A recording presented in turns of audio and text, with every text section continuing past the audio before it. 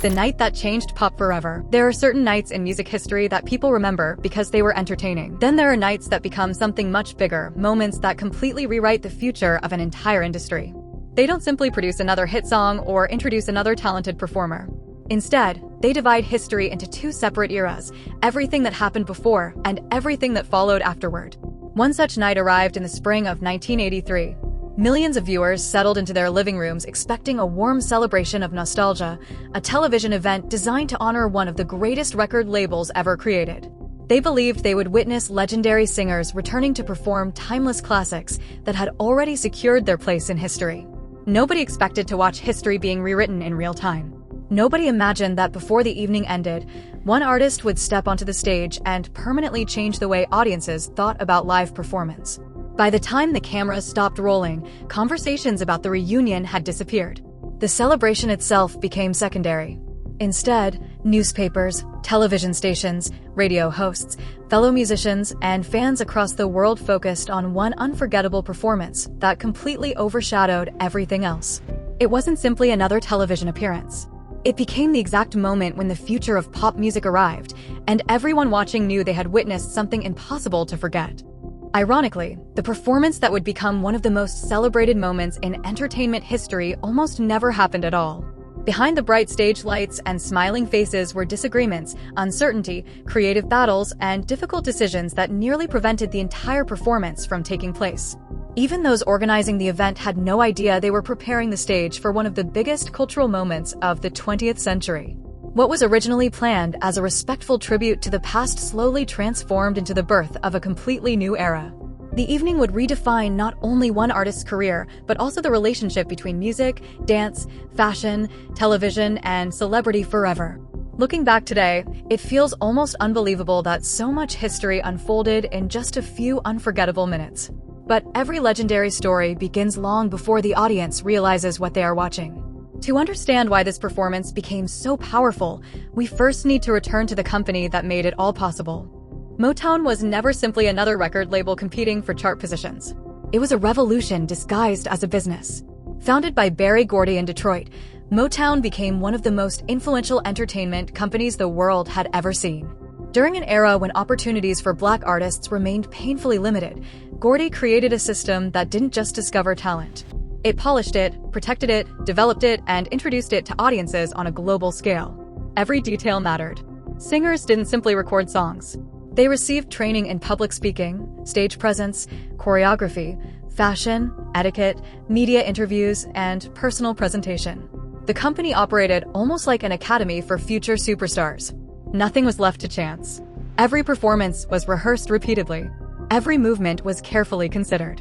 Every smile, every gesture, every outfit helped create an image that audiences would never forget. The results were extraordinary. Throughout the 1960s and into the 1970s, Motown dominated popular music with an astonishing consistency rarely matched before or since. The label produced hit after hit, introducing artists who would become household names across America and eventually around the world. Their music crossed racial barriers during one of the most divided periods in American history, proving that unforgettable songs could unite audiences regardless of background. Motown wasn't simply selling records. It was quietly reshaping popular culture. Families gathered around radios to hear the latest releases. Television appearances became national events. Concert tickets disappeared within hours. The label earned the nickname, the Sound of Young America, and for millions of listeners, that description felt completely accurate. Among the countless success stories emerging from Motown, few were more remarkable than 5 young brothers from Gary, Indiana. The Jackson 5 exploded onto the music scene with an energy unlike anything audiences had experienced. Their performances were joyful, electrifying, and impossible to ignore. At the center stood a remarkably gifted child named Michael Jackson. Even as a young boy, there was something different about him. His voice carried emotional maturity far beyond his age, while his dancing displayed confidence and rhythm that seasoned performers struggled to match. Audiences quickly realized they weren't simply watching another talented child singer. They were witnessing someone whose abilities seemed almost impossible to explain. As the years passed, however, both Michael and the music industry began changing rapidly. The young boy who had once represented Motown's brightest future slowly evolved into an ambitious artist determined to explore new creative possibilities. He wanted greater artistic freedom, more control over his recordings, and opportunities that extended beyond the structure Motown traditionally provided. Eventually, the Jacksons left the label and signed with Epic Records. It was a business decision, but emotionally it represented something much larger. The chapter that had introduced Michael Jackson to the world was officially over. A new journey had begun, one that would eventually transform him into the biggest entertainer on the planet. Meanwhile, Motown itself was changing.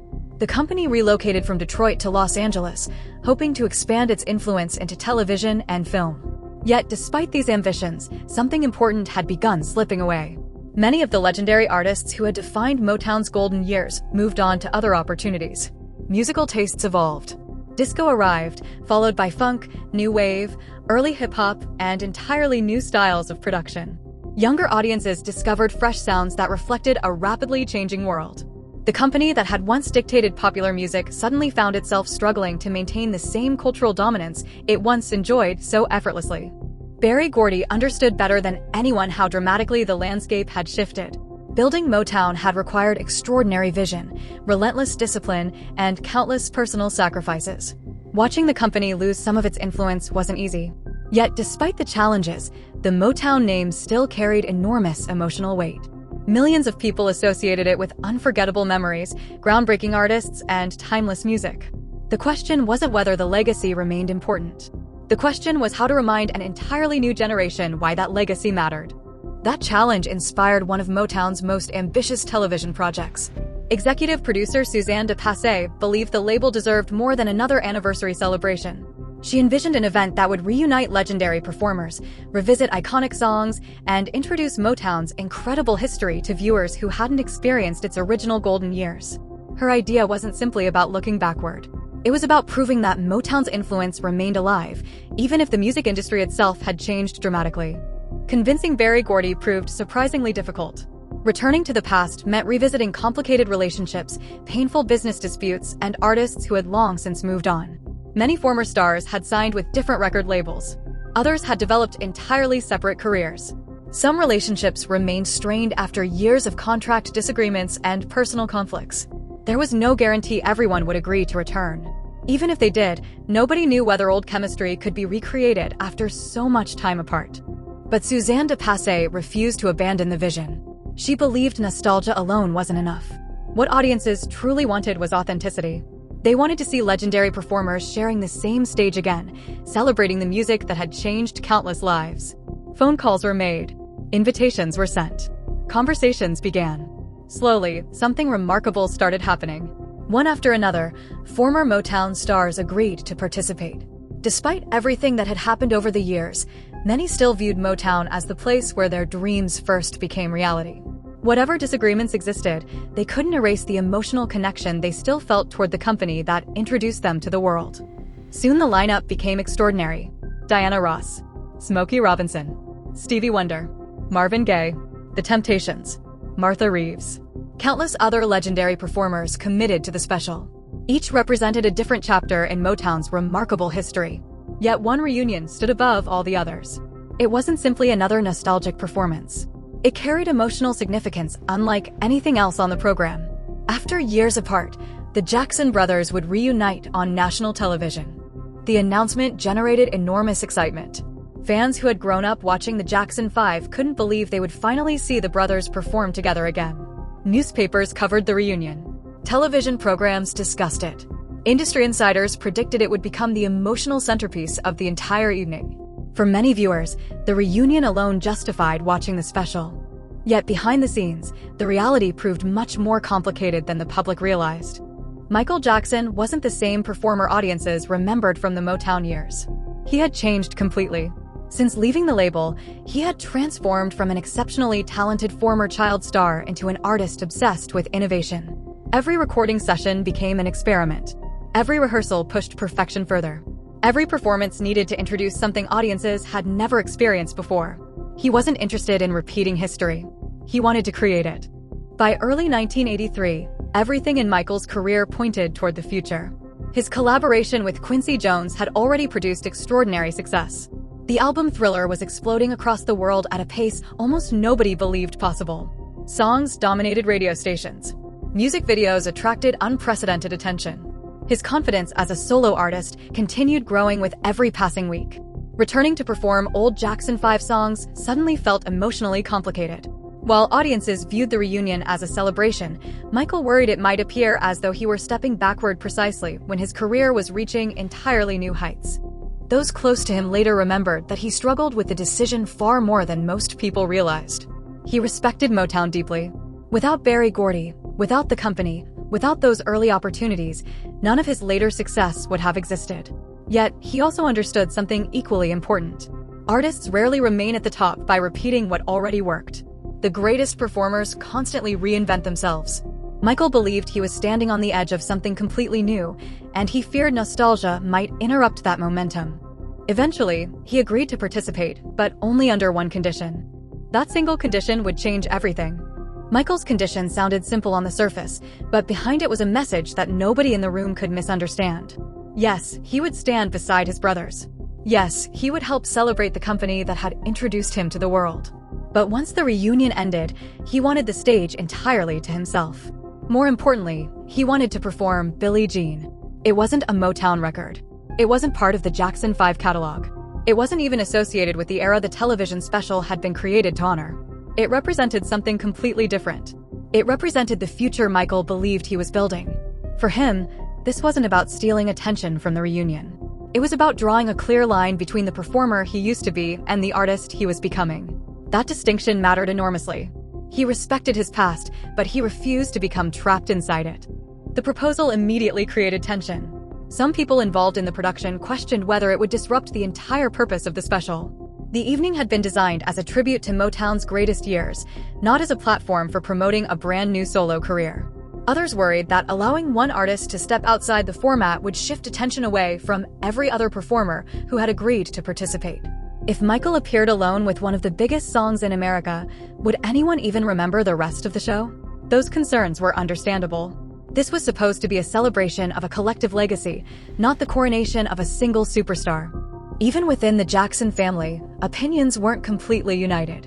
Reuniting after years apart already carried emotional weight. Fans wanted to relive the chemistry that had once captivated the world. Some believed the spotlight should remain on the brothers performing together rather than separating again only moments later. From their perspective, audiences had waited years to see the Jacksons share one stage. Why interrupt that reunion with a solo performance? Yet Michael remained remarkably calm. He listened respectfully, but he didn't change his mind. If he was returning, he wanted people to leave remembering not only where he had come from, but where he was headed next. Berry Gordy also faced a difficult decision. On one hand, he understood the symbolic importance of keeping the focus on Motown's history. On the other, he knew exactly how valuable Michael Jackson had become. Thriller was already turning him into the biggest attraction in popular music. His appearance alone would dramatically increase television ratings. Refusing Michael's request carried enormous risks. After long discussions, Gordy finally agreed.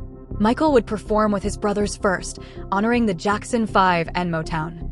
Afterward, he would remain on stage alone to perform Billie Jean. At the time, almost nobody realized that this compromise would ultimately define the entire television special. As rehearsals approached, another fascinating reality became obvious. Michael wasn't treating this performance like an ordinary television appearance. For most artists, a single song on a variety special required only a few rehearsals before showtime. Michael approached it differently. Every movement mattered. Every pause mattered. Every glance toward the audience mattered. He didn't simply memorize choreography. He analyzed how every gesture connected emotionally with the music.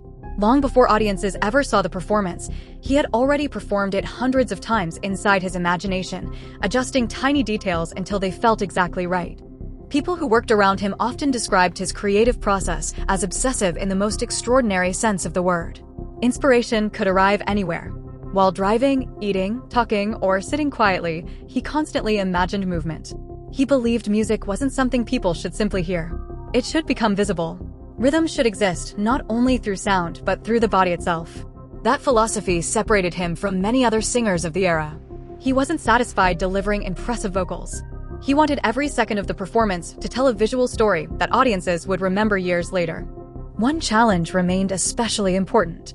Billie Jean had become famous for its precise groove, layered production, and unmistakable rhythm. Recreating that sound perfectly on live television wasn't easy. Producers worried that even a small musical mistake could weaken the performance. Rather than risk technical problems, they chose a decision that was surprisingly common for major television specials at the time. The instrumental track, and in this case the vocal as well, would be pre-recorded. Some critics later questioned that choice, but in reality it allowed Michael to concentrate completely on what he cared about most. Every ounce of his energy could now be directed toward movement, expression, timing, and storytelling. Instead of dividing attention between singing and choreography, he could fully commit to creating something visually unforgettable. As the rehearsal days continued, another secret slowly took shape. Michael had been experimenting privately with a dance move that very few people had ever seen. The move itself wasn't entirely new. Variations had existed for decades among street dancers, mime artists, and performers who specialized in illusion. Michael himself never claimed to invent it. Instead, he studied it obsessively, learning from different dancers, refining the mechanics, adjusting the posture, changing the timing, and practicing until it looked less like a trick and more like pure magic. Hour after hour, he repeated the movement inside his home, often practicing alone until his feet ached. According to people close to him, he rehearsed so relentlessly that the kitchen floor became one of his favorite practice spaces. He wasn't interested in simply performing the move correctly. He wanted audiences to question whether what they had just seen was even physically possible. Yet, incredibly, he hadn't decided whether to include it in the Motown performance. Even during rehearsals, Michael kept changing his mind. Sometimes he performed the routine without the mysterious backward glide. Other times he inserted it briefly before removing it again. He understood instinctively that timing would determine everything. If introduced too early, the surprise disappeared. If performed too late, the emotional impact weakened. He searched constantly for the perfect moment, almost like a filmmaker deciding the exact second to reveal the climax of a movie. While the choreography evolved, another equally important element demanded attention: the image. Unlike many people assume today, Michael didn't receive an expensive custom-designed costume created exclusively for Motown 25. In fact, much of what audiences would eventually remember as one of the most recognizable looks in entertainment history came together surprisingly naturally.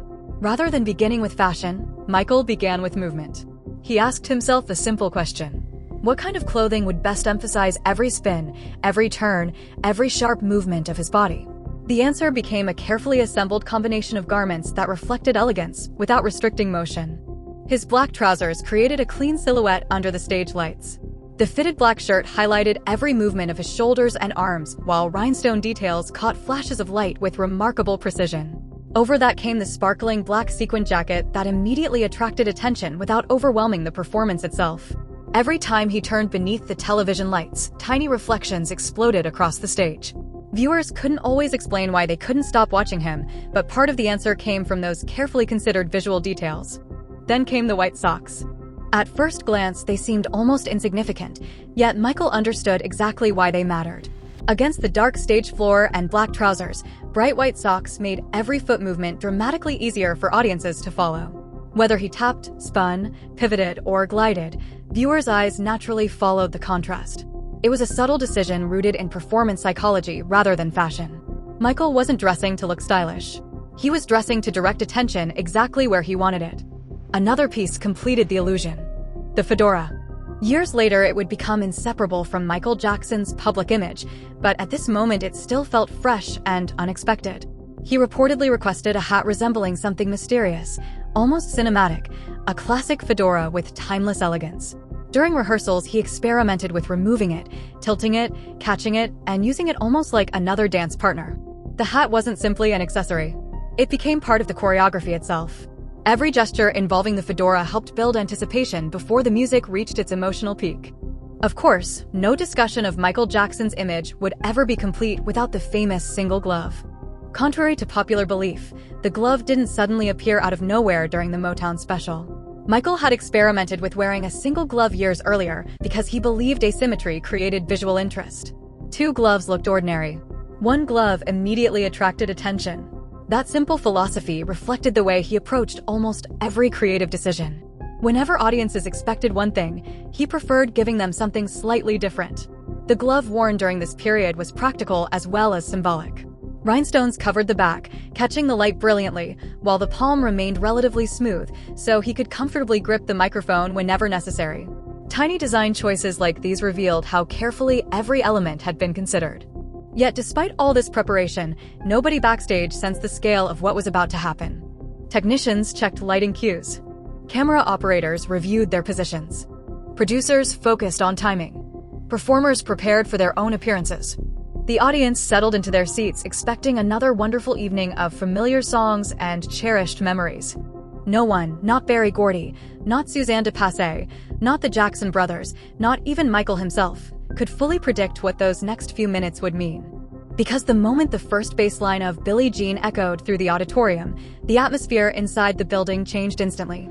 And within seconds, one dance move would transform Michael Jackson from the biggest pop star in America into something even greater, a global cultural phenomenon unlike anything the entertainment world had ever witnessed. The reunion performance ended to thunderous applause, and for a brief moment it seemed as though the audience had already witnessed the emotional highlight of the evening. The Jackson brothers stood together once again, smiling beneath the stage lights as decades of memories rushed back for millions of viewers watching at home. It was exactly the nostalgic celebration Motown's producers had hoped for. Cameras captured emotional faces throughout the auditorium. Fans cheered, industry veterans applauded, and everyone assumed the biggest moment of the night had already passed. Then something unexpected happened. Instead of leaving the stage with his brothers, Michael Jackson remained exactly where he was. As the applause slowly faded, he stepped toward the microphone, looked out at the audience with a quiet smile, and calmly delivered a sentence that would soon become one of the most quoted introductions in television history. "I like those old songs. They were great songs. I really love them. But I especially like the new songs."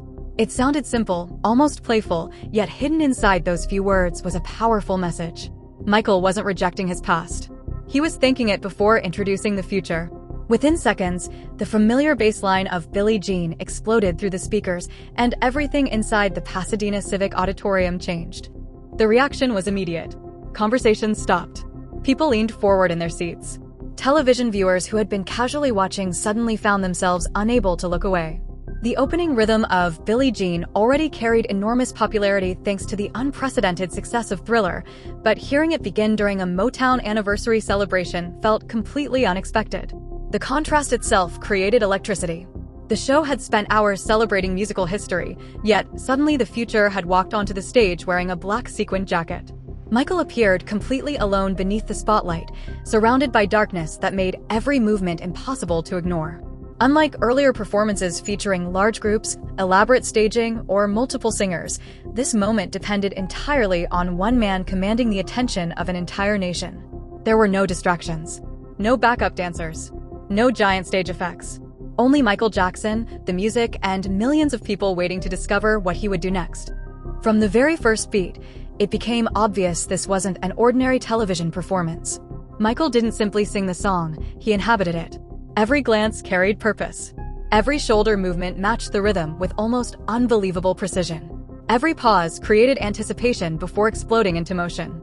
He wasn't rushing through choreography or trying to impress the audience with endless tricks. Instead, he demonstrated complete control over pacing.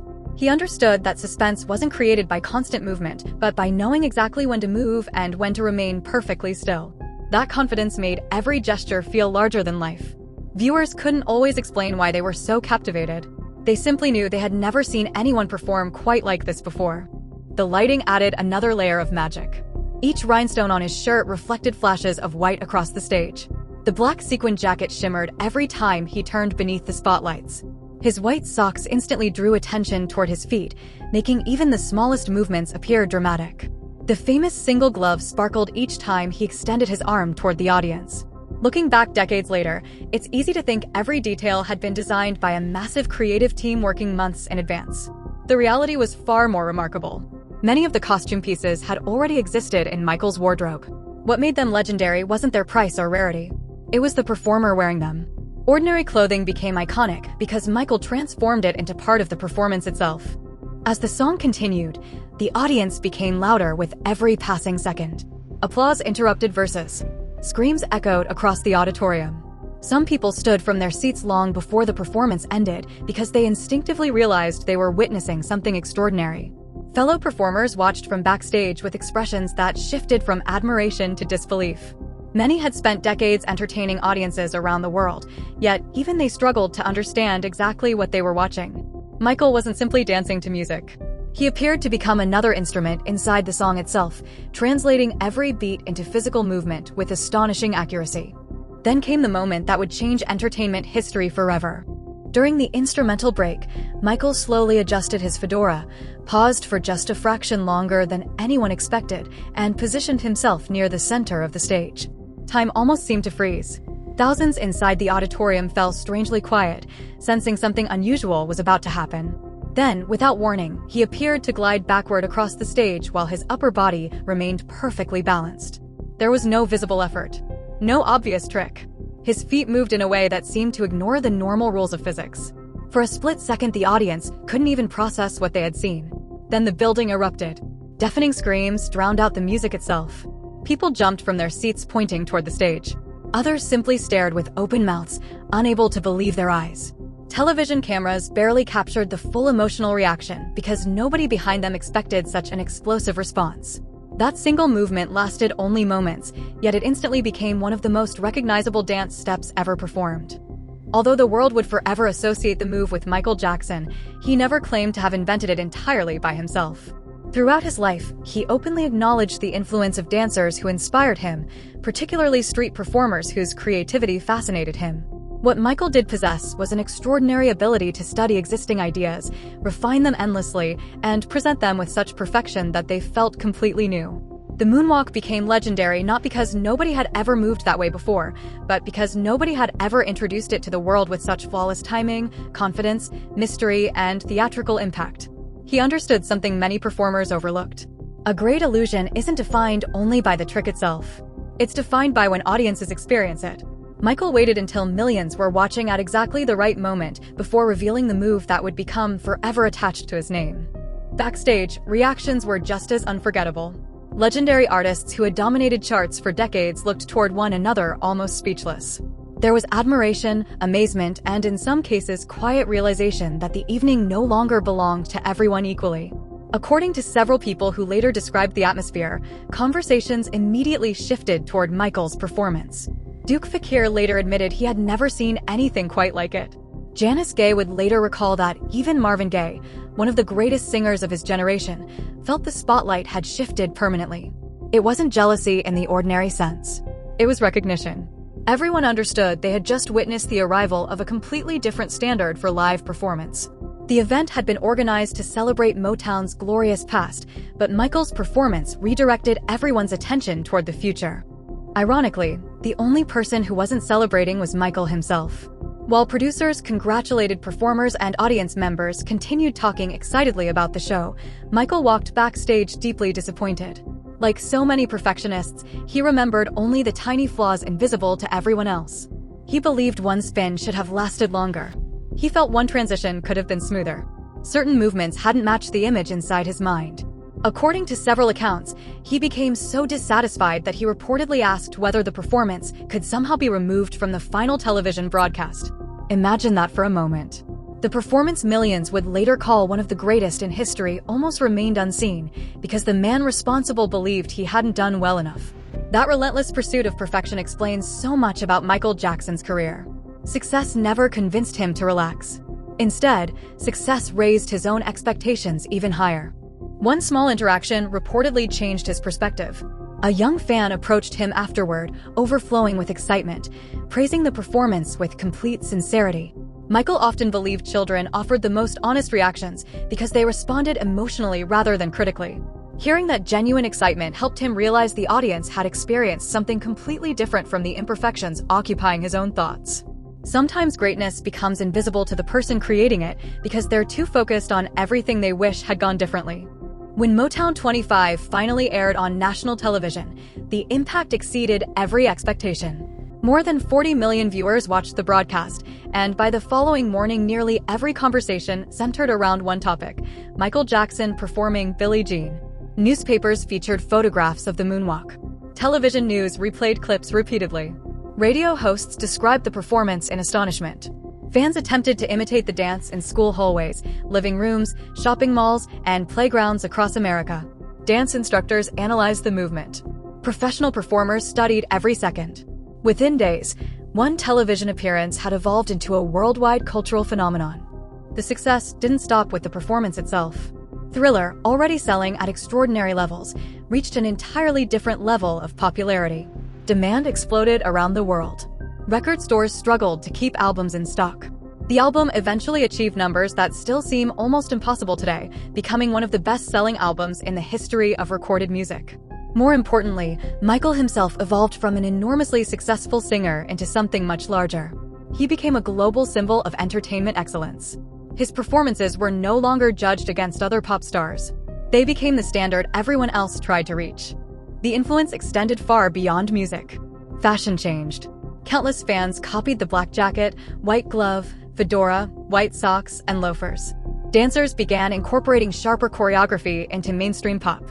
Music videos became increasingly cinematic because artists realized audiences now expected performances they could watch as well as hear.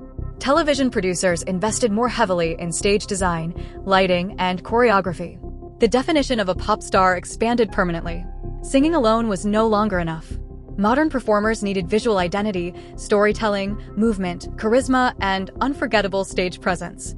Long before social media existed, Michael Jackson had already understood the power of creating moments people desperately wanted to replay. Looking back today, it's remarkable how one performance reshaped an entire industry. Motown 25 had been created to honor an extraordinary legacy, and in many ways it succeeded brilliantly. But history remembers the evening for something even greater. It remembers the exact moment one generation handed the spotlight to the next. Berry Gordy's Motown introduced the world to an extraordinary young talent years earlier. On this night, that same young talent returned, not as a former child star paying tribute to his past, but as the artist who would redefine the future of global entertainment. The television special began as a celebration of history. It ended by making history. Decades later, countless concerts have featured larger budgets, more advanced technology, bigger stages, and spectacular visual effects. Yet very few performances continue to inspire the same sense of wonder created by those unforgettable minutes in 1983. The reason is surprisingly simple. Audiences weren't just watching choreography. They were witnessing transformation. They saw an artist break free from every expectation attached to his past and introduce an entirely new blueprint for what popular entertainment could become. Some performances are remembered because they are technically impressive. Others become legendary because they capture lightning at exactly the right moment. Michael Jackson's Motown 25 performance achieved both. It wasn't merely the highlight of one television special. It became the night that changed pop music forever.